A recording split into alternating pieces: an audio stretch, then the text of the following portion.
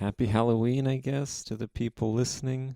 It'll be a little bit after Halloween, but That's the best time, right after Halloween. That's when the candy is incredibly cheap in the stores that's right. It's on sale. because it's all going to go bad, right? That's how they think of it. The candy's just going to expire immediately after October 31st. Oh, I think they just want it off the shelves. Well, yeah, God forbid there's some candy on the shelves for a couple extra weeks. You know, these stores move fast. As soon as Halloween's over, Christmas decorations come out. Yeah, but because I guess in the US it would be Thanksgiving, right?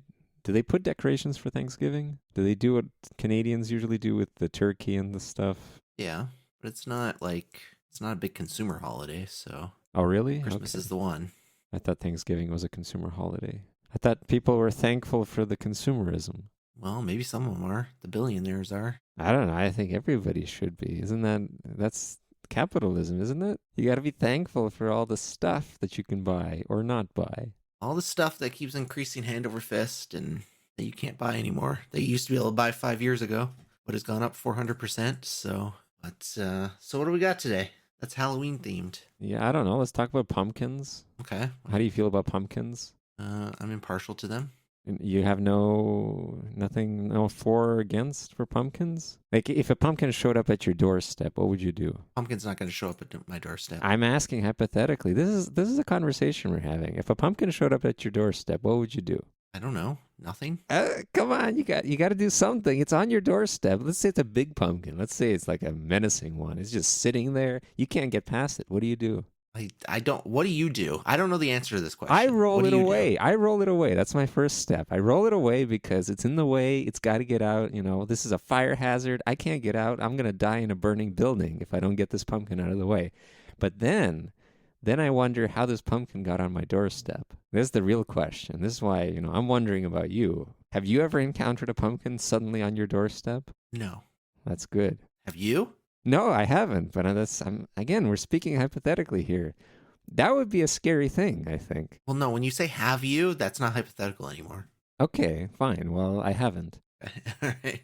It would be a scary thing, I think, to suddenly have a pumpkin appear. Now, one that's not carved. Again, we're talking like just non-made up, au naturel pumpkin on your doorstep. Because unless it's sentient, someone put it there, and I'd be curious to know who put it there.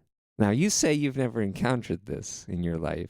But yeah, I would roll it away. Would you roll it away, or would you like try to stab it, or because it's hard to stab a pumpkin. I don't know if you've tried. It's not that It's easy. not hard to stab a pumpkin. It is. It's hard to stab a pumpkin. What kind of pumpkins are you stabbing? What do you mean? People carve pumpkins every year. Yeah, but to stab it willy-nilly without even thinking? Come on. Would you do it? Really? I didn't say I would do it. I just said it's not hard. Okay, so we're getting somewhere. The moral compass is swayed in the right direction. And have you ever carved a pumpkin? Yeah, when I was young, I suppose. I don't think I've ever carved a pumpkin. I know my sister and my niece do it all the time. Every Halloween, they carve a bunch of stuff. But yeah, I don't remember doing it. I've made stuff out of pumpkins. I think my family together, we would cut a pumpkin up to make something out of it. There's a dish that we would normally make that uses pumpkins. But yeah, I don't remember ever carving one. Not that I care. I don't, I feel like it's mutilating a living being, isn't it? To carve That's not. a pumpkin. I don't think it's a living being. Not after it's. Whoa, okay. Not after it's taken off the vine. Yeah, so there you go. So it's a good thing. See, I was thinking about this right before the podcast because I had no other ideas that came to mind. But pumpkins and their sentience. So I'm thinking if you were, let's say you go out where I guess it's called a pumpkin patch. Mm-hmm. That's where they're growing these pumpkins. They're tied to they're attached to this life-providing vine. Mm-hmm. They're still alive. They're living and breathing creatures. It would be They're not brutal. creatures. Plants It are would not be creatures. brutal to carve it when it's still on the vine, I think. I bet there's some sickos out there that do it though. Pumpkins are not creatures. Well, okay, fine. We don't have to They're get not into sentient. we don't have to get into They're a not political sentient. debate here. Oh, No, they're not okay. sentient. All right. We're going we're entering this territory. No, this is not a territory. They don't feel pain. It's not cruel to carve them on the vine. I don't know why you would. But but maybe the reason It's why not people cruel don't to. do it is because subconsciously they feel like it is cruel. Have you ever heard a pumpkin scream? The reason people don't do it is because if you want to put a pumpkin on your doorstep, you need to take them off the vine. Oh, so you have done. So maybe what you're saying now is that even though no one's ever put a pumpkin on your doorstep, have you put a pumpkin on other people's doorsteps? No. We used to have this kind of open lot behind our house when I was growing up. And there were years, and I don't remember how it started. I think it was on purpose. And then it just kind of kept happening where pumpkins would grow in the back. Just like that? Yeah. Like, and they got big. The thing is, if you don't really take care of them, they don't turn out the way that consumer pumpkins do. Yeah, they're kind of just oblong shaped and weird misshapen. Well, Not too yeah, big and they either. get rotten. They kind of get moldy in that underneath while they're still growing, and they get decent sized still, though. You get the odd one that still get decent sized, but you get critters that eat them and all that stuff. So, but yeah, we have pumpkins that would grow out back. Like I said, I can't remember how they started because I don't remember them always being there, but I don't know if we planted some stuff one year and then they just kept coming back. Maybe you had some pumpkin seeds and you accidentally sprinkled a few of them. I don't. It wouldn't be accidental. I don't think you're not gonna get pumpkins by accidentally planting stuff. You have to or accidentally throwing stuff away. You gotta plant them. I don't know. They're pretty hardy, aren't they? They're hardy, yeah, but I think you gotta make a conscious effort to get them in there for them to take. And you used those pumpkins for carving. No, we did not use those pumpkins for carving. They just grew, and the critters would eat them, and then the next year they'd grow. What kind of critters did you have there? I don't know, just like squirrels and that, raccoons, skunks. Bears? No bears. No bears? Okay. I wonder if bears like pumpkins. I'm sure bears will eat anything. If you put honey in a pumpkin, would they eat it? They'd probably eat it without the honey. Bears don't just eat honey. Well, I don't know. Winnie the Pooh taught me that they do. Right. Well, Winnie the Pooh did. That's why he's so yellow, I think. Is that why? Yeah. If you have no other reason for it, that's why he's yellow, because he eats too much honey. Or maybe only honey. I'm trusting you not to be gaslighting me on this. I'm gaslighting myself at this point when I say things. Okay. I don't know any better. So yeah, we did the pumpkins, and then it lasted for a few years, and then they stopped growing. So I guess in some sense of the word, pumpkins did end up on my doorstep. And without even any sort of human interaction.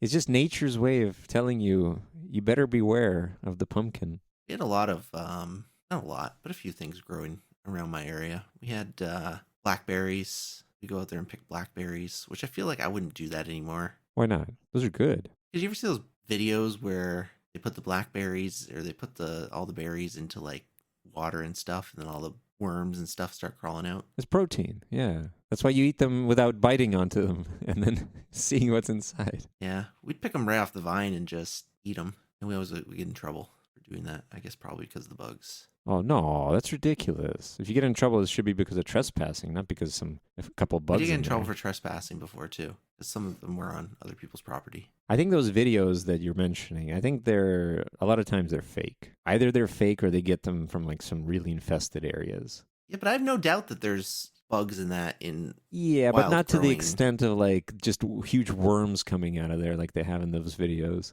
They never show huge worms. They show, smaller worms. It's not like an earthworm is crawling out of a raspberry.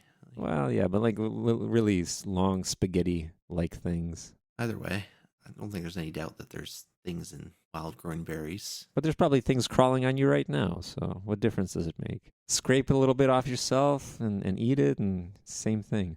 And we had good walnuts. I don't know where they came from. Damn, that's good. I don't even know how walnuts grow, but I know we had walnuts. Don't they grow on trees? Do they? You don't get them from Walmart, I assume. They look like brains, don't you think? Maybe they weren't walnut. I don't know. I think they were walnuts, but maybe they weren't walnuts because I don't think walnuts grow around here. I guess maybe if you plant them, they maybe do. Maybe there's some other kind of nut. We never ate them, so maybe they weren't walnuts. I don't know. Well, so you never cracked one open? It's always impressive when somebody can crack open a walnut just with the thumb and their... There are some walnuts Pointing in like, finger. the United States, so maybe. Have you ever done that? No. It's very impressive. And then every year we had crab apples. So what are crab apples? They're just smaller because I think we talked about crab apples. That was one of the first episodes. That was the title of an episode. And I'm wondering, they're just smaller apples, right? Just like more sour, less sweet, bitter maybe as well for baking. Yeah, we never ate them because... Why would you not eat these things? You could have gotten poisoned and had a story to tell, or be dead. I was told crab apples are not really for eating. That's hearsay. That's like when people tell me, you're not supposed to eat the rubber part of a pomegranate And I'm like, nah. Yeah, I don't know. I don't know why we never ate them. But they look like miniature apples, I guess, right? Yeah, they're just small apples. Yeah. Ours were green. See, they're not usually eaten raw, but they're for making jams, jellies, and preserves. And also grown ornamentally. Ornamentally. Ooh. I just always remember there being just hundreds of crab apples all over the ground. I wonder what would happen if a crab apple fell on Newton's head instead of a regular apple. If a crab apple fell on Newton's head? Yeah. You know the anecdote, right? He discovered gravity because an apple fell on his head. But an apple is heavy, so he would have noticed it and like been like, man, okay, this You tweaks my feel crab mind. apple. It's not like a crab apple's as light as a feather. Crab apple fell on your head, you would know a crab apple fell on your head. He wouldn't just think it was like bird poop. No. He also probably would have known he was under a crab apple tree and would have been I able to don't know. put two I'm and two not. I'm together. not. I'm not putting that much. As a scientist, I think he would have figured that out. I don't have that much faith in Newton. Oh no? No, I think a lot of his intelligence came from the apple falling on his head. Oh, is that right? Yeah, you know how when people get struck in the head, sometimes they'll become more intelligent. Sure. Yeah, like in the movies. In the movies, I guess. Have you ever carved the crab apples? No. You could make some like what are they called? Shrunken heads. You can make shrunken heads I did that in school one year. with a real head. No, with apples. Oh, with apples. Okay, but not crab apples. Probably not crab apples. Carve something in the apple, and then I don't remember how you let it dry, but Oh yeah, that's a good point. Oh, that's cool. That's a good idea actually. And then you can bite into it when it's dry. It's probably delicious. It's probably not dehydrated. delicious. It's dehydrated. Come on, have you don't like dried fruits? But I think you have to dry it a certain way, so it's probably not edible. Maybe you just put it in the oven on a very low temperature, I don't know. We did it at school. There weren't a lot of ovens at school. clay oven. No, we didn't have a clay oven. Yeah, I can't remember how we dried it. Maybe the teacher took it home and dried them or something like that. I don't know. I wouldn't have eaten it. No, I guess you can't. I don't know. You can eat whatever you want, I suppose, but I mean, what difference is there between a dried apple and a regular apple? It's just there's no moisture, no water. Just got the goodness of the apple and nothing else. It's pure. well, that's not true. So you're saying if I take away all the H2O A out lot of an of apple, food's goodness comes from being moist and having the water in it. Not everything translates to good just because you take the water out. but if I do that, if I take just the H2O, if I just took out the H2O molecules and nothing else, I wonder what would happen. Is that the same as just drying it out? I don't know. You should, try that experiment. I don't know how you would do that, but you should try it. Because I mean, I like dried fruits. I think it should be the same. If you were to dry an apple out, it should just be equivalent to having a dried fruit apple. No, it depends on how it's dried. Like you can't just leave it in the sun and No, I get that. That's why the oven is the only thing I can think of because I've done that before where you can dry things in the oven on low temperature. Maybe there's some chemical that the teacher used, sprinkled a bit of chemical on it, and Bob's your uncle. You got a dried apple and something that's completely inedible. Oh, probably those desiccants. You know those desiccants that they put in boxes so that there's no moisture?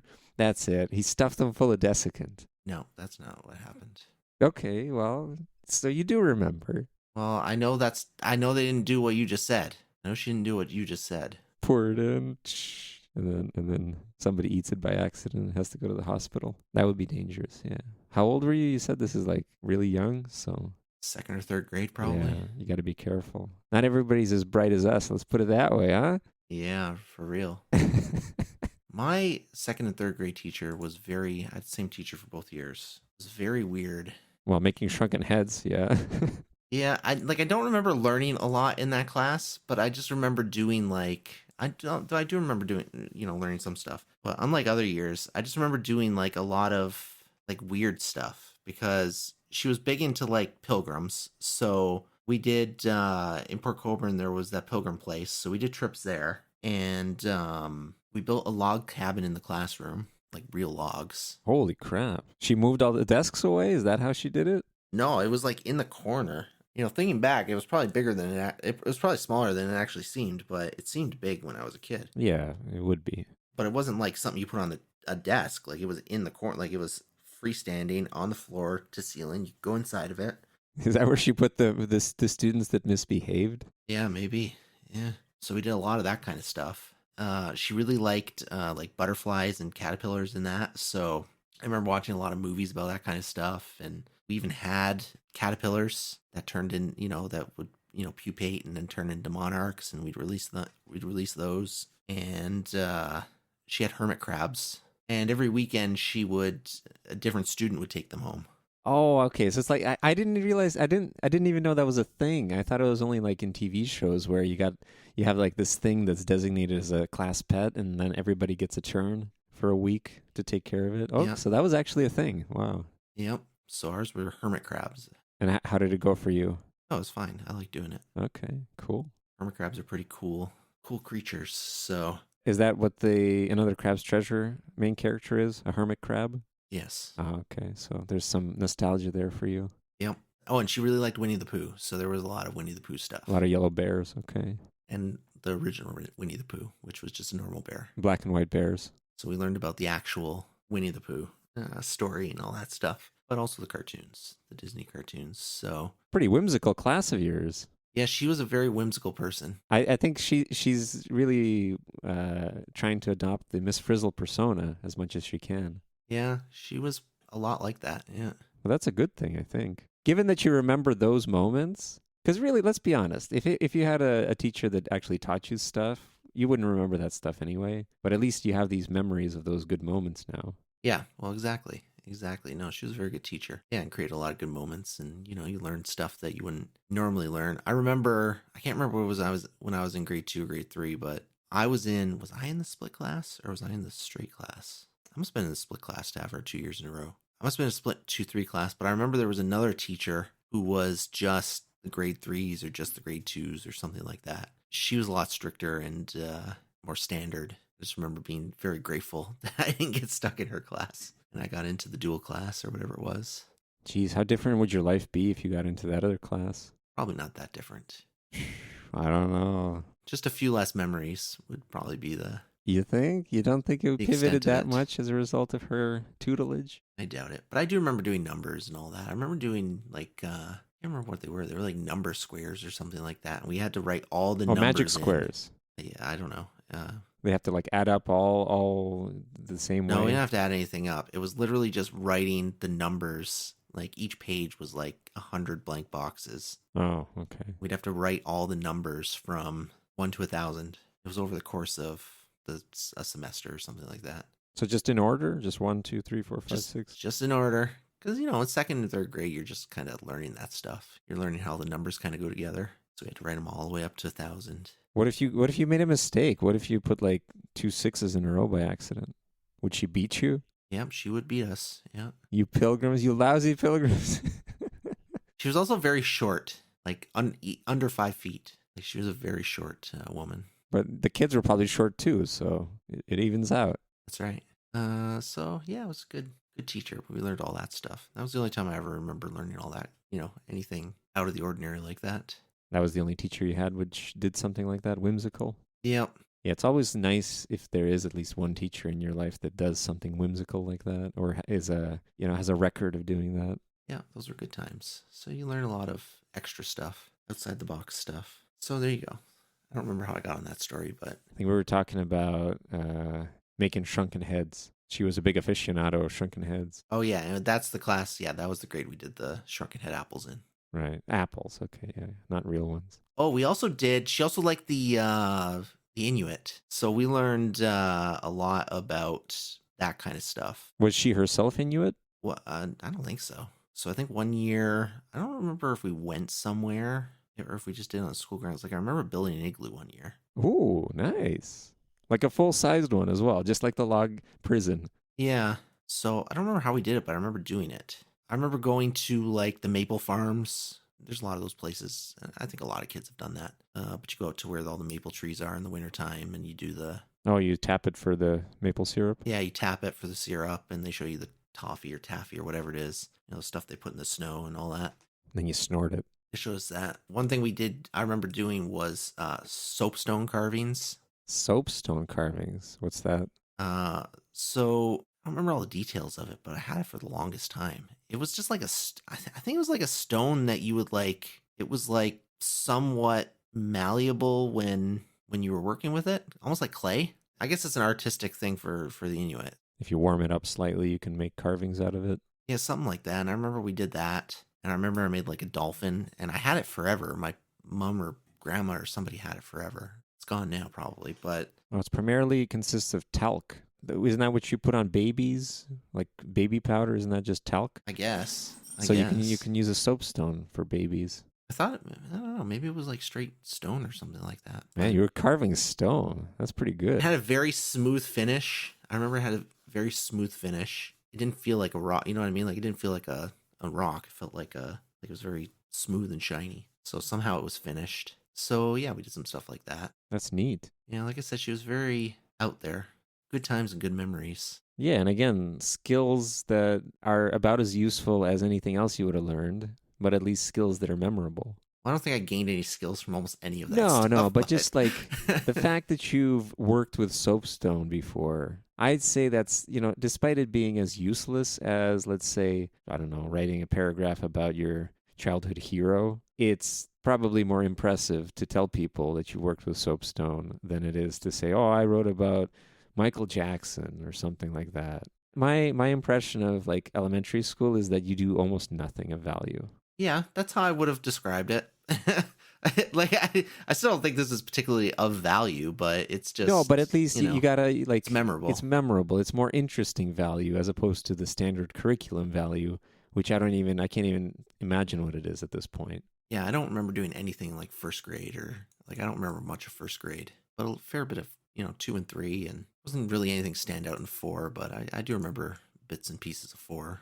I don't remember anything in any of them. All I remember is dressing up as Mewtwo for one of the Halloweens. There you go. That's how I bring it back to Halloween. So the last thing is every year she would invite her class to her house towards the end of the year. And she had a pond out back where she had turtles and all this kind of stuff. So, Jesus Christ, we do that kind of stuff. Yeah, she kind of lived sort of out in the country. Like I know exactly where it is. I know exactly where she lives. I used to go by it like my bus route used to go by it when I was in high school. And I always wondered if she was still alive because I remember she was kind of sort of old when I was in 3rd grade. So I don't know what happened to her. But yeah, she had a pond out back and they had turtles and all that kind of stuff. So we always got to see that once a year, which was, what I had a turtle growing up. So that was nothing special, but it was still kind of neat. There you go. That's my story of 2nd and 3rd grade. Yeah, the scariest time in a childhood. So I think that covers Halloween. Yep, they were terrifying. I mean, if you describe it in a different, you can spin anything into a horror tale. You described it very lovingly, but if you turn it around and say like, oh, they made us they gave us these beheaded the heads of corpses, and we had to shrink them down and make shrunken heads, and then they brought us to a pond where it just smelled like feces, and we were bitten by turtles, by ravenous turtles, and what else They'd lock us in a that's cabin right. and beat us with soapstone. We had Yeah. to build our own prisons, and then they beat us with soapstones. Oh, the humanity. Good times. Now I think they're too strict. You won't get stuff like that anymore. I think they're Well, too. yeah, I I think the guess. education system's too strict nowadays. You can't imprison children anymore or make them do manual labor. Yeah, the reality was we built a log cabin and she lived in it. And you had to dig the pond with your bare hands. Yeah, we dug the pond. Yeah, I left that part And out. the students that perished would just sink to the ground, sink to the floor of the pond, and they would be turtle food. And that is how the turtles got the taste for meat, human meat, hence the biting everybody else that was working on the pond. No, that area is actually very, I don't know. I think a few people have ponds out that way. I remember driving down that road, not outside her place, but not just up the road from her place. Driving up the road, and I saw something small on the road. I didn't know what it was at the time, but something, that I didn't want to hit with my car. So I went around it. And then I looked in the rearview mirror, and I realized it had moved position, and I realized, oh, that's a baby turtle. Oh, man. Okay. Good for you for not running over it. So I backed up. Not over it, I hope. No, not over it. So I backed up and I grabbed the turtle and I put him on the other side of the road where he was going. Damn. Oh, so you didn't put him back where he started. That's good. No, that would be cruel. That would be cruel. He was clearly going somewhere, maybe to a friend's house or something. It was going to take him a few days. I gave him some help. I didn't want another car to hit him, so. But there's a lot of turtles in that area. And I think a few of those houses down that road have ponds, so or maybe the turtles came from those ponds. A chicken and egg situation, I guess. So and they didn't try to bite me, so I don't think they're flesh-eating turtles. Well, no, hers, only hers. I'm not generalizing. I'm not I don't think you're gonna generalizing. keep a turtle in your pond unless you like cage the pond in. You don't think she did that? They were free range turtles. Free range turtles? Okay. Yeah, went over to the neighbor's house, had dinner, come back in a few days, Not ravenous. not with a taste for human blood. I don't think they would like human blood. Because you gotta think, like, if they're probably eating underwater or, like, near water, so the blood's just draining away anyway. I feel like the flesh itself is what's enticing to them, the texture. Yeah, can't account for how turtles think. No, me neither. Any other Halloween stories to share? Well, here's the question, right? So I mentioned I had a Mewtwo costume. What costume springs to mind that you wore for trick or treating at least once? So I was talking about this with my coworkers last week. I don't know, this week, last week, whatever. We were talking about, in October you can get so much different kind of weather, right? And we were talking about some years it snows, and some years it just rains, and some years it's seasonably warm, and all that kind of stuff. So they mentioned, oh yeah, when it's cold, you got to wear your coat over your costume. So I told them a recollection that I had that one year I went as Dudley the Dragon. And I don't remember much about Dudley the Dragon, like in and of itself. I just remember the costume. Like like I said, I couldn't tell you the first thing about Dudley the Dragon other than he's a dragon. Oh yeah, okay. Green dragon with a yellow belly. But I just remember I went as Dudley the Dragon one year. I must have been like in kindergarten or something like that. And I just remember being and it was a cold year. And I just remember being so upset that I had to wear a coat over the costume. Oh, you couldn't wear it inside the costume? It wasn't like a big No, bulky one? no, I've never worn a coat inside of a costume. Always outside. No, like the mascot, what mascots wear. I thought maybe it'd be more of like that, where you can fit No, something probably inside. not. I had to wear my coat over the costume. I remember just being so disappointed because it was like, oh man, it's not. I'm not even like wearing the costume anymore. Now I'm just wearing my coat. Nobody can see my costume. That's too bad. Traumatized you. That was unfortunate. But I do remember going as Dudley the Dragon. I remember I was a Power Ranger one year. Oh, which color? I was like red, so probably red. Red Ranger. Okay. That's really all I remember, to be honest. I remember going as a pirate, which, very original. And then also a ninja. So, there's that whole pirate versus ninjas thing. And of course, Mewtwo. But then, yeah. Yeah, I think one year I went as a ninja or whatever, covered. It's like the easiest black stuff. costume to It pull is. off. You just wear black and wear a face mask. you're good to go. The whole point is that you're imperceptible to other people. So the more concealed you are, the better. This was the pre-Naruto days, so there's no colorful get-ups. It's all just black, and that's pretty much it. But yeah, pirate, and then I feel like no, there was definitely more, but I can't think of it now. Yeah, it's weird not to be able to think of it because I really do like Halloween. I always have, but I can't remember the trick or treating stuff. I guess, yeah, I mean, I never really went to parties, but I'm sure there's people who dressed up for parties, even, in high school and stuff, but didn't go trick-or-treating. Yeah, I don't think I did any Halloween parties either. But it is a shame. Halloween's fallen so far off over the years. There's almost nobody out. I hear it's a little bit better. Last year was pretty okay, honestly. Did you give out candy? I didn't give out candy, no. Are you going to give out candy? No. Ah, come on. Why don't you just sit? You should sit like not at the home, but just in the middle of the street with a bag of candy to give to kids. No, my downstairs neighbors, they sit in the driveway. They give out candy. So Do you I'm have like, yeah, decorations you're as well? No. Do they have decorations? Oh, they do, yeah. Yeah, that's what I mean. Is the house decorated in some way? Yeah, it is. They decorate the porch and That's cool. not very much stuff, just some small stuff. You should just get like just a cheap mask or something. And then every so often during the night, you just peek out of the window, just menacingly, and then you duck back in. Yeah, I'm not going to do that. Why not? Scare the kids. Dies off pretty early. Most of them do it while it's still daylight out. I mean, there were a good number of people, but it was still probably like by 8 o'clock, like it was pretty dead. But I remember as a kid, like it was pretty busy. It was pretty popping.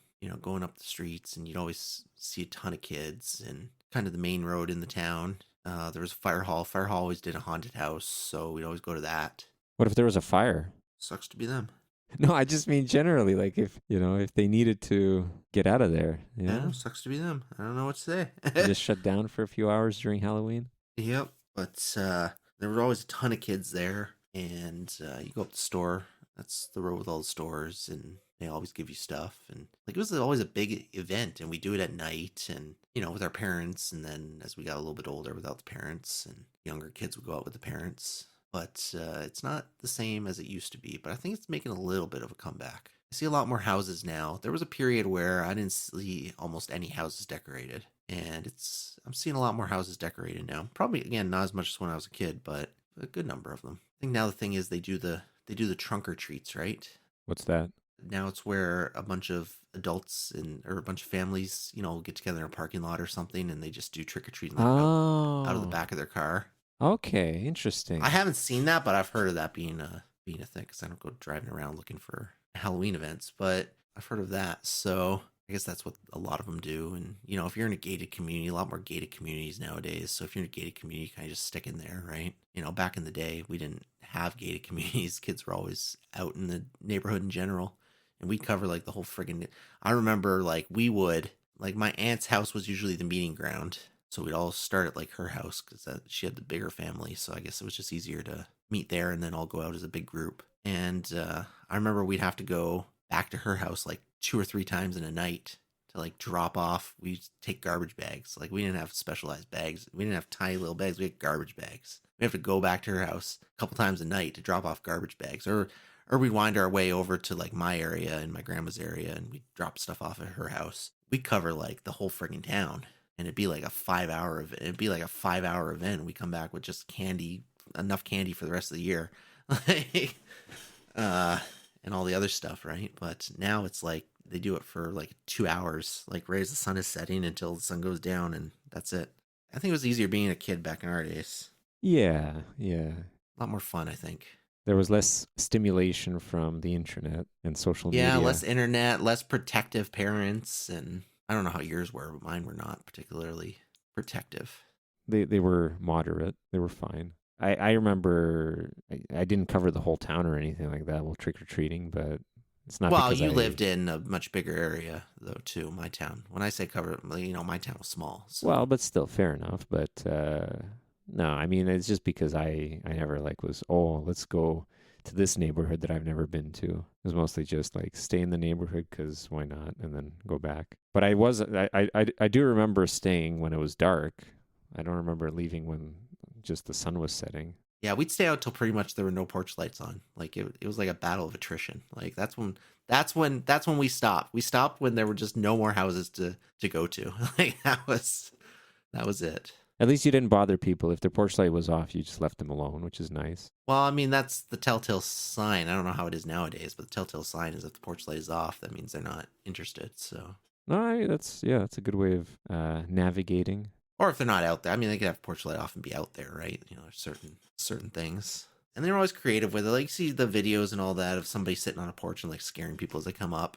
Come up to grab candy. I remember, houses doing that. I remember one house they would invite you in, and it was like a person under the table and just their head, right? And as kids, you don't know, right? You just think it's a severed head or a trick with a severed head or whatever. They were talking to you before they give you candy and all that kind of stuff. Oh, the But severed head was you learn as you talking. get yeah. But you learn as you get older. Obviously, they're just under a table with a hole in it, right? Damn, I didn't know how they pulled that trick off.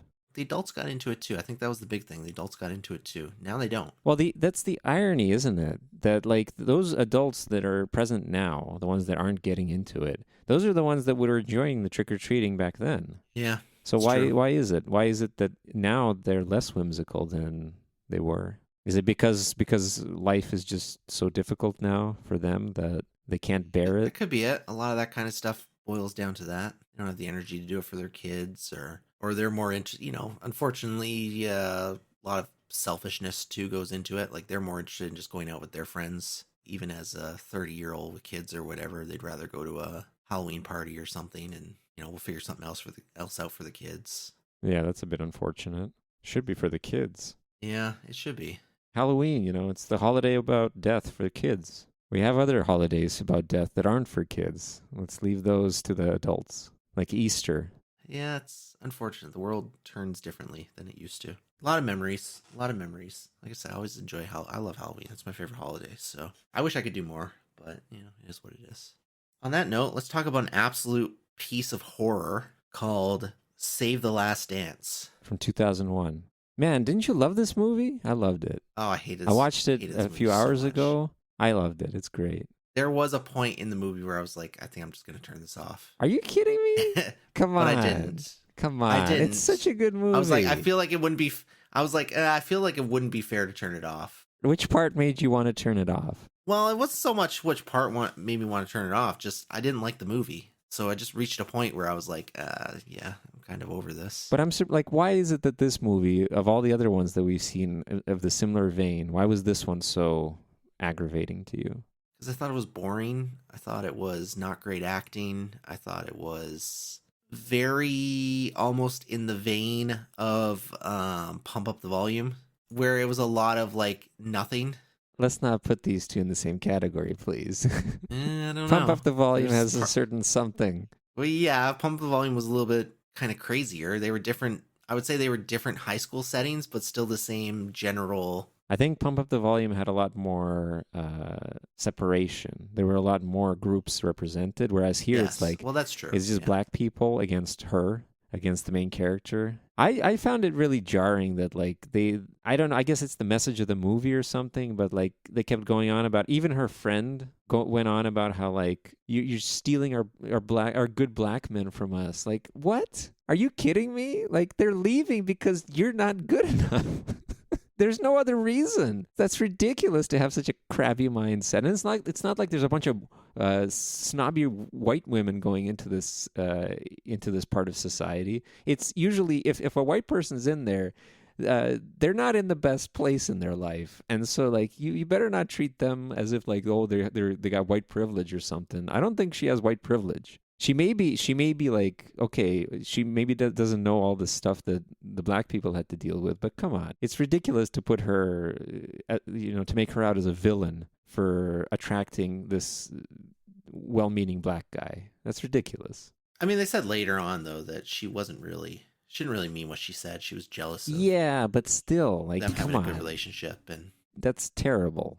Okay, there were two jarring moments. It was that one, and then there was the one where like again, I never remember names, but anyway, the black guy, her boyfriend, he was dancing erotically with his ex. Why would he do that? That makes no sense to me. He actively like pushed her away to dance with his ex, and then he apologized. I feel like they only added that for extra conflict. They shoehorned that in. They could have saved 10 minutes and not included that scene whatsoever, and it still would have been fine because they still would have had the same eruption, the same problem happening a little bit later. Because this was literally this was nothing. This didn't change a thing, and it didn't add to anybody's character development either. yeah, I don't know. Yeah, I think that was another reason I didn't like it. I think it was a movie that dealt with issues that I don't really Yeah, I couldn't see myself as any of the characters, unfortunately. understand. I'm not a woman. I'm not a black person. I'm not in Juilliard, a judge at Juilliard.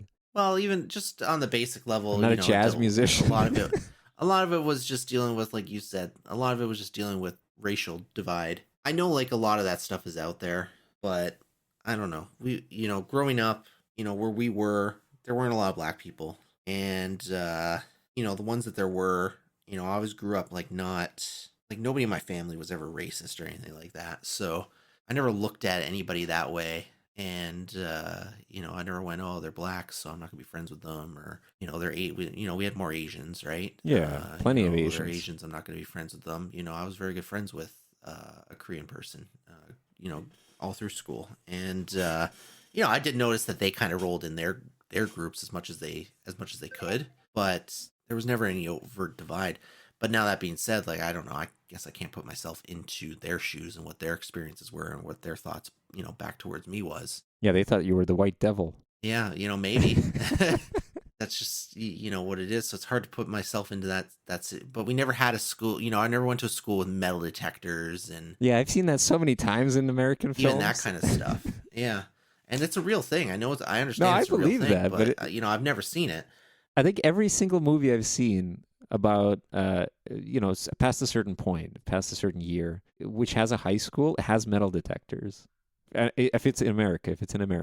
So I guess that's another reason. Like, it's not. Maybe it has a message that resonates with some people, but it wasn't a message that resonated with me because it's just not something that I can relate to. And it was a dance movie. Like, it wasn't even a good dance movie. Well, it wasn't the stereotypical dance movie where they dance together, like, holding each other. It's more of just like the grinding on each other's crotches and genitals. And then, her doing ballet and some crappy hip hop. Apparently, that was a very poorly received dance scene at the end. Oh, really? Okay.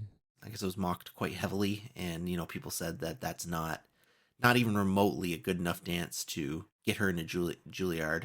That's why I'm looking forward to my sister and my niece watching this movie. I know my sister's seen it probably a long, long time ago, but they better watch it and they better critique what they think of the dance or of the dancing. They said Juilliard has a very low, an 8% acceptance rate, at least at the time of this movie, which is lower than many Ivy League schools. So it's very hard to get into Juilliard. And so a crappy dance like that was definitely not something that. No, but she had the attitude. That's what set her apart. Wow. She had the attitude. And then like the 20-year-old guy was like, the guy couldn't have been more than like 24. And he was like a judge, and he was like an entrance, He's a genius. He's probably one of those genius people, dancers. I don't know what they are, the judges. He's retired now. You peak in your 20. You peak when you're 22 when you're doing that stuff. Couldn't they have hired somebody a little bit older? That would have made a lot more sense for this role. No. He had to be snide. He pulled that off very well. Old people can be snide too, and it lends more credence to being somebody who would be an actual judge for such a prestigious art school. If it was too old a person, then people would be questioning, like, "Oh man, what? Why would this crusty old person like this hip hop dance?" They got it just right. They got the casting just right for the Juilliard judge. But overall, this did not hit for me. What about the music? You know what I found fascinating? Oh, yeah, and then let's frame it with a bunch of rap and hip-hop. Hold on. Bear with me. Which is the least... So, one of the songs in the nightclub, the first time they go to the nightclub, I was sitting there, I was just, I was pumping to the beat. The song that plays in the background, it was like, man, I recognize this. Oh, it's from the Harder They Fall that we watched last time. There was a song that was playing that was exactly, and it was a unique song. I liked the song. I didn't find what it is, but I liked the song. And it there we go. It's there. That is funny. But and everything was framed around rap and hip hop, and I fucking hate rap and drive-bys. Did you enjoy the fact that the car exploded in the end when they shot it with a pistol from like that was 20 meters away or 30 meters away? That was insane.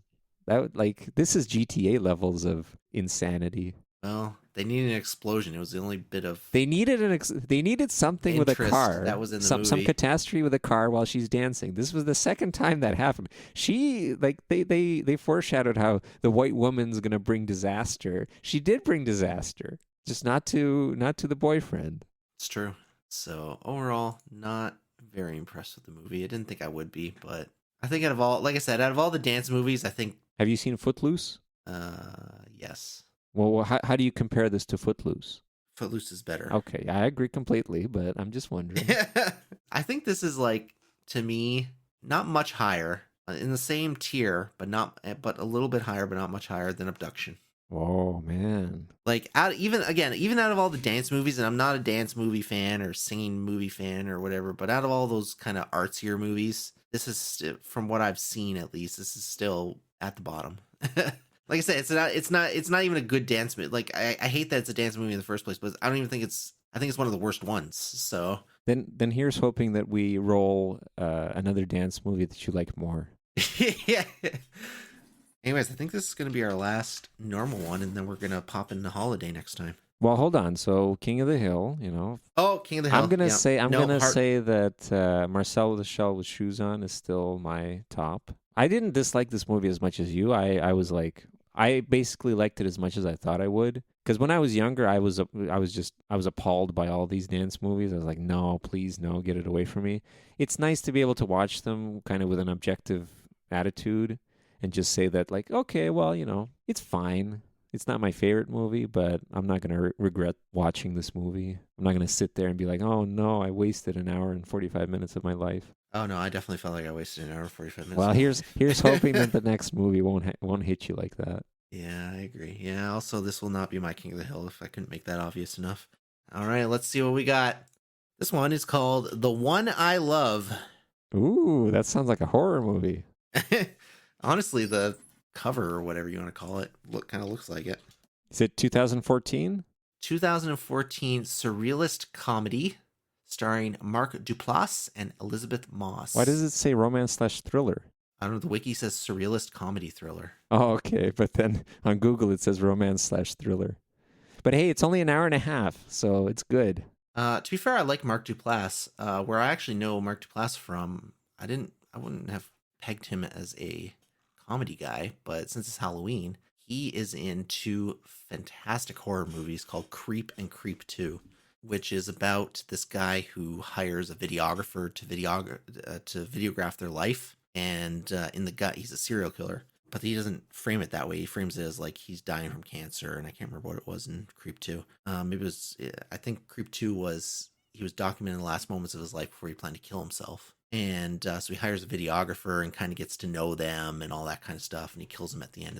They're very good, they're not like sinister or whatever. They're very subtly horror. Down to earth. Yeah. But you just spoiled it though. He kills the couple. That's pretty sad, isn't it? You shouldn't have said anything. What if? Well, it's not a couple, but individually. Also, I don't think I gave anything away because I actually don't think he kills both of them. Well, now you gave it away that he kills one of them at least. Well, but you don't know which one, and I also could be wrong. I could be gaslighting you. They're very good movies, and he wrote them and he starred in them. Because it's about his life. Maybe. But that's where I know him from. Anyways, that's where I know him from. And like I said, because Halloween, I thought I would mention they're very good independent horror movies. All right. So The Creep and The Creep 2. Creepier. I don't know much about Elizabeth Moss other than I recognize her name. And Ted Danson's in it. So there we go. I like Ted Danson from Cheers fame. Where everybody knows your name. And he had his own sitcom called Becker for 6 years. And this is where they ended up. The One I Love, 2014, by Netflix. The One I Love, movie I never heard. Somehow we got a Hollywood, legend coupled with an indie darling. That'll be interesting. Sundance film. Oh, what was the reception on it? 83. Okay, lots of good reviews. I'll be interested to see if this is if Google is right or if Amazon or if Wikipedia is right. Maybe it's all of them. Maybe it really is a comedy romance thriller, if that's even possible. Couple whose marriage is crumbling have a surreal experience during a weekend getaway at a house recommended by their therapist. Well, we shall see. All right, why don't you tell us what our word of the fortnight is?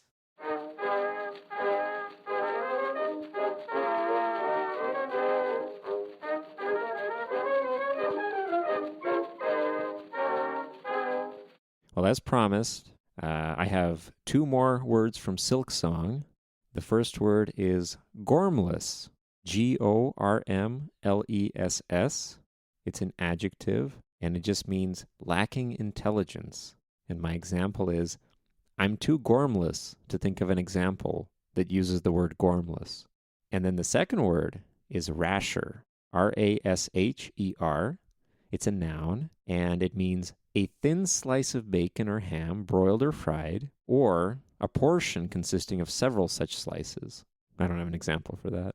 Well, why not? Too gormless. Got it. 2 rashers of lean bacon, please. Yeah, you could say that. In Silk Song, they say it's an item. It's called the courier's rasher, which is it's a quest item. It's a rasher that the couriers have, or many rashers that they have while traveling. Food to go, Food on the go. It's Irish slang. Is it Irish? Yeah.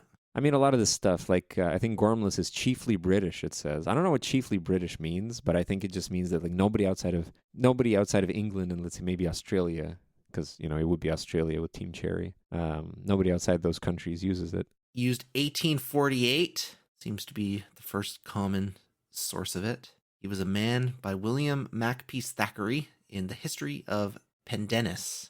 His fortunes and misfortunes, his friends and greatest enemies. He was a man who made his tent comfortable wherever he pitched it, and long before Altamont's arrival had done justice to a copious breakfast of fried eggs and broiled rashers, which Mr. Grady had prepared secundum artem. Mm-hmm. I don't know what that means. It's also showed up in a Sir Arthur Conan Doyle, The Adventure of the Engineer's Thumb, in The Adventures of Sherlock Holmes. He received us in his quietly genial fashion, ordered fresh rashers and eggs, and joined us in a hearty meal. See, if I had read Sherlock Holmes, I might have known this word, instead of just watching things related to Sherlock Holmes. All right. On that note, time to knock off a few Pokemon sounds. Now that I've played Pokemon Legends ZA, where I encountered exactly 1 legendary Pokemon. Are you happy about that? Well, you know what? I'm expecting the DLC to have like 50 more of them. Oh yeah, and you'll never play it, so you'll never know about And them. I'll never play it, so I'll never know it. That's right. And the main game had 3, and they were only one of them showed up in the main story, and you couldn't even capture them. I got no legendary Pokemon. There's only 3 in the entire game. Like a true Pokemon trainer. Most Pokemon trainers wouldn't have any legendaries. That's true, yeah. But as a Pokemon video game player, I expect many legendaries. I expect to be above the rest. But alas, I was not. I was just common nobody. So my copium is to listen to some legendary Pokemon sounds via this podcast. Well, it's also to recognize that they're pretty crappy. All things considered, it's probably a good thing you didn't get any legendaries, let's be honest. I was really hoping for Heatran. Well, that was mostly for the meme aspect of it, right? Yes. Yeah. Yes, that's right. Yeah. Yeah. I was hoping for Heatran so I could promptly release it. There you go, Heatran. Back into the wild you go. Yeah, that's right. Yeah. Anyways, we're judging the Pokemon cries from last season, legendary Pokemon, and seeing, well, we're not judging them. We already judged them. We're seeing what they are because we didn't know last season. We're judging the Pokemon to whom the cries belong now. We're judging based on appearance now. Do do do do do do do do do do do do do do do do. So we were in matchup 26 between 51 and 78. Here is 51, the loser. And that belongs to Zygarde, which is actually the only legendary Pokemon that I encountered in ZA. Because it was that dog. I was wondering what that dog was. I was like, man, what the hell? It just looks like a puny little dog. And then suddenly that's apparently a legendary Pokemon. Yeah, so it starts as a puny little dog, but apparently has these cells that when they group up on him, he changes into different forms. So when he's only at 10%, he's the dog. When he's at 50%, he's the snake peacock. Because that makes sense. A dog with a scarf turns into a snake peacock. Yeah, the scarf turns into and feathers. Then when he's at 100%, he turns into a fucking Transformer Megalo. What are the Power Rangers? Megazord?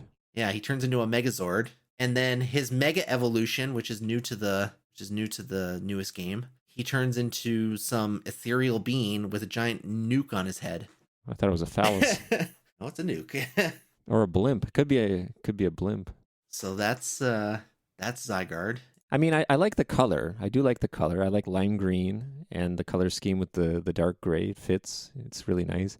But I think the only form that actually looks good is the snake peacock. Yeah, I think so. Everything else is garbage. The dog is just like, it's ridiculous. It does not look like a legendary. Super fast like Sonic. Yeah, whatever. Everybody says they're fast like Sonic.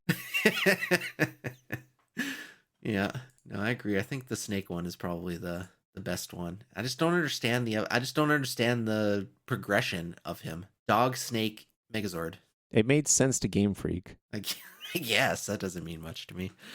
So in XYZ, right? So we talked about Xerneas and Eviltal last time. The X deer and the Y raptor thing. This is the Z. Oh. So he's the one that brings them together. He's the leader of their little group. Is that why it's called ZA? Yes. Because he's the Z in ZA? And A is for Ash? Sure. Because he's just got to be in everything. I don't know what the A is for, but let's go with yes. No, it's because, I guess ZA is, partly because of the thing, but also one of the main characters, his name is AZ. But anyways, so he lost in the first round, and he lost to Pokemon 78, which is this one. Silvally is that Pokemon. It's silver. This is kind of a messed up creature. It kind of looks like a cat thing, but it has a wing on its head, and it's got a shark tail. And the legs as well are weird. And it's got front leg bird claws and back leg Zygarde paws. He's got a disk drive. Yeah, maybe. There you go. No, like in one of the pictures it says his disk drive is opening for a fighting type memory. Oh, okay. All right. But this is normal. Remember we talked about normal on the stream last week? Just what are normal? Yeah, but except the funny thing is he's got forms. He's got 18 different forms, one for each type. Wait, he does? Yeah, if you scroll down in Bulbapedia. Ah, okay. All right. No, this doesn't count. Oh, they're just different colors. Yeah, when people say normal, I'm saying like the most boring Pokemon. Those used to be the normal Pokemon, the boring ones like Rattata and Raticate and I don't know. Like back then, I guess it was Jigglypuff and Clefairy, but those are actually more interesting, so they became fairy type. So I'm talking like the really boring normal types. That's what true normal is. The types that you would see in real life and not expect anything. It evolves from type null. It evolves? Yeah, so this is one that evolves. Leveled up with high friendship. So you got to befriend this other weird looking Pokemon that has an axe head backwards on its head. It does have that, yeah. This was Generation 8, which is Sun and Moon. This is so awful. They're associated with the Ultra Beasts, who we took out of the... The Ultra Beasts are really bad. We didn't include the Ultra Beasts because they're not really legendaries, but the Ultra Beasts are kind of garbage. And yet they look better than some of the legendaries we've seen now that I'm looking at them. Yeah, that might be true, actually. They're more creative. I don't know. This one is just terrible. Yeah, but Type Null is also normal. Yeah, but Type Null has a weird name as well. Oh, I love you so much, Type Null. You're my bestest friend, Type Null. Go, Type Null, use Scratch. I don't think Type Null is... yeah, use Scratch, yeah. I don't think Type Null is the type of Pokemon who's going to be appreciative of being told that you love it. It's friendship, though. It's all about friendship, right? High level. It does. It does need friendship to evolve. So that's, I guess, also kind of weird. Yeah, this is kind of a mess of Pokemon. It's like the platypus of Pokemon. Well, it's chimeric, as they say. It's a chimera, which is usually that's what a platypus is. But this is. is chimera to the extreme. Like I've never seen an interpretation of chimera that has a wing on his head.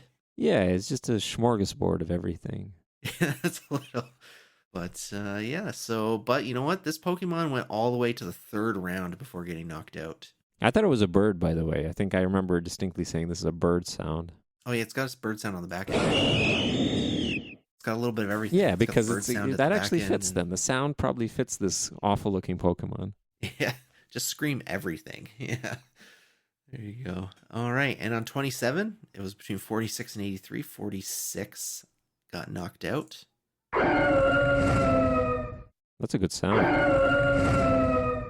And yet it lost. That was the loser. And it belongs to Reshiram. Oh, it's very white. Yep. So this is one of the box Pokemon, one of the box legendaries from White and Black. But it's the mascot for Pokemon Black, I guess. Yeah, game mascot of Pokemon Black. And I think we actually saw one of them. We saw Zekrom before. I think we also saw Kyurem too. I don't know. They both look very similar, I guess. So this one's just the white version. It's a racial divide between them. It is a racial divide, yeah. Dragon and Fire. I don't know. He looks all right. Like, you want to talk legendary Pokemon. And then his overdrive mode is him going to the bathroom with after eating a very spicy meal. Oh, yeah, his ass is lit up. Like, he must have a jet engine something. Jet engine something is right. Like, if you look at the sprites, it looks even more like that. Yeah, that's right. In the anime, he looks better. He looks pretty clean. Like the outlines and stuff. I like that. Looks good. Yep. Yeah, he looks... Ash rode on him. Ash and Pikachu got to ride on him. Of course, Ash does everything. He's allowed to do everything. Be everywhere, do everything. He's bigger than Jesus, Ash is. But I like this Pokemon. He's all right. Yeah, it's fine. It's the most legendary of the ones we've seen today, I guess. This is true. You can get him in the main game, so that's always a nice thing to be able to do. And he lost to number 83. Who is this guy? Oh yeah. It's a drill going through metal, remember? Yep. And that belongs to Tapu Koko. Now we've seen the other Tapus, or at least one other Tapu. Yeah, we've seen at least one other Tapu. Yep. So these are the guardian Pokemon in Sun and Moon. This one's not as nice looking as the other one. I like it. I don't hate it. I like that they have... Were the other ones like this too? Oh yeah, that's right. They can put their stuff together to kind of look a little bit different. Yeah, but this one looks like it should be fire. Why is it electric? Well, because he's got the yellow highlights. When you got yellow highlights in your hair, that means electric. Yeah, but it's 90% orange/red. I don't know what you want from me. Game Freak says electric. Because, let's see, hold on. Is there a fire one? There's probably a fire one. Oh, there's not even a fire one. Wow. They could have done fire because they actually have, other than Laylee, who's psychic, the other one is grass and water. So it's weird for them not to... Game Freak always does, when they do these kind of things, they always do fire, water, grass. Yeah, they wanted to change it up a bit. Probably because electric isn't really represented well. Or at least it didn't used to be represented well. Maybe now it's better. I think it's maybe not even so much that, but fire is overrepresented. Well, so is water, but it's hard to go around that. Fire is there's a lot of fire Pokemon. I can't think of any fire Pokemon off the top of my head. Not a single one, huh? Nope, not a single one. Charmander, Growlithe, Heat ran. Heatran, yeah. Yeah, Tapu Koko. So he's just a red little thing and he has like shields for arms. Are they for his arms or is he holding them? I don't think they're very shield-like. I want to see how he transforms. Oh, he becomes a fish. Oh, okay. He puts them together and on his head. All right. Yeah, I guess they're not really shield like. But is he holding them or are they his hands? How would he go to the bathroom? This is another one of those that I question. How would you go to the bathroom with such hands? Well, maybe Pokemon don't need to go to the bathroom. Yeah, but I mean, come on. Oh, he's vaguely rooster-like. Oh, that's a good description. Okay. But he's electric. Yeah, all roosters are electric, don't you know? Listen, not all Pokemon need to go to the washroom. I wonder what Pokemon is most likely to be able to use toilet paper and actually like have a clean wipe. Mr. Mime probably. Mr. Mime. Yeah, so Mr. Mime always comes to mind. I mean, Mewtwo's probably fine, right? He's got the anything with longer arms can do it. Anything that's human-like, I think, could do it, unless they have some weird attachments on their arms. But also they're animals. Animals don't wipe, so they're not. It's all hypothetical. I know. I get it. I get it that they don't wipe, but it's a question that anybody would ask, I think, given the opportunity. No, I think that's not the right. I don't think anybody would ask that. You would ask that. Well, at least one person in the world. But anyways, Tapu Koko, he went pretty far. It's a good sound. It's a really good sound. It really sounds like a drill. Yep. Well, he puts his little mask thing together and then he drills into him. And that's why the electricity is there, because it sounds electric. There you go, like an electric drill. See? It's all coming together. Anyways, that's it for this week, guys. Hope you had a happy Halloween and enjoy your candy. I hope while you're listening to this, you're munching on candy and not apples or crab apples. Shrunken heads. Have some shrunken heads to go. Good.